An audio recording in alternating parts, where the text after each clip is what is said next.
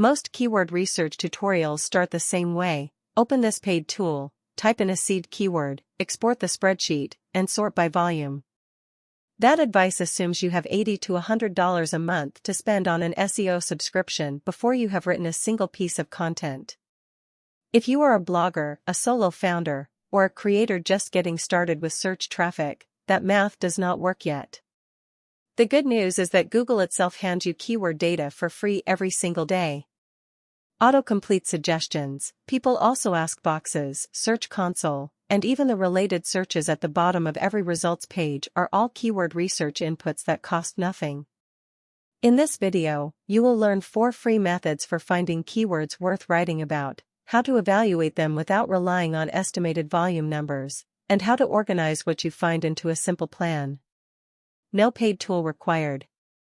The most underused keyword research source is one you already have access to, Google Search Console.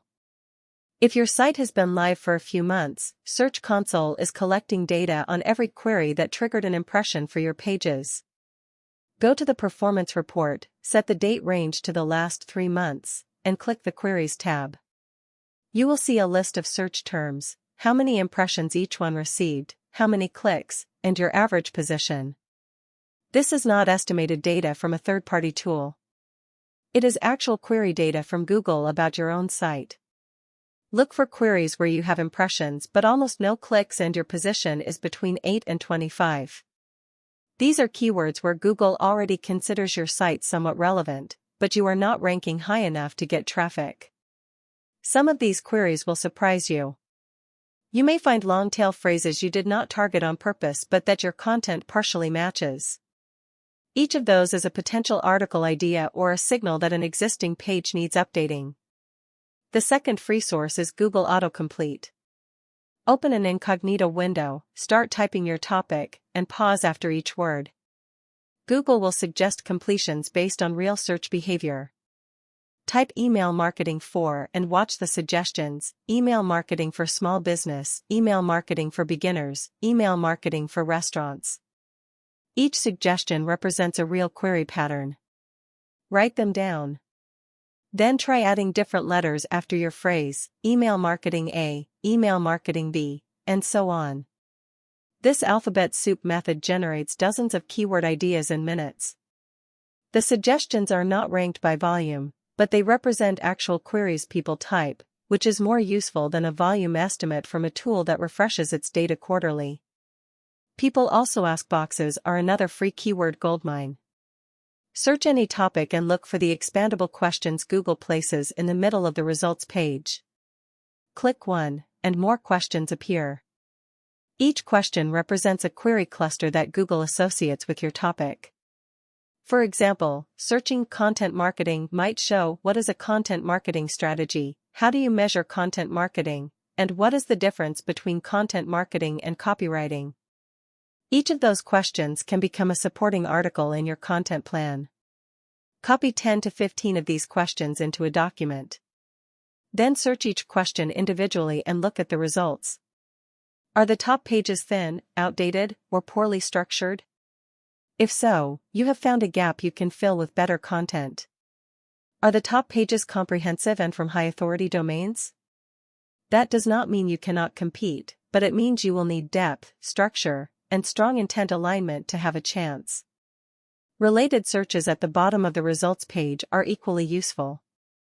These are phrases Google considers semantically close to your original query. They often reveal angles you had not considered. Searching freelance pricing might surface related searches like how to raise freelance rates or freelance pricing psychology. Those are not just keyword variations. They are distinct subtopics with distinct intent. Forums and communities add a qualitative layer. Go to Reddit, Quora, or niche-specific forums and search your topic. Read the actual questions people are asking in their own words. The phrasing they use is often different from what a keyword tool suggests, and it is closer to how real people search. A question like "Why does my bounce rate keep going up?" from a Reddit thread is a real keyword you can target with a clear informational article. You are doing keyword research by listening to the audience instead of reading a spreadsheet. Once you have a list of keywords from these free sources, you need a simple way to prioritize them. You do not need a complexity score from a paid tool. Instead, evaluate each keyword on 3 dimensions. First, intent clarity. Can you tell what the searcher wants, and can you build a page that matches?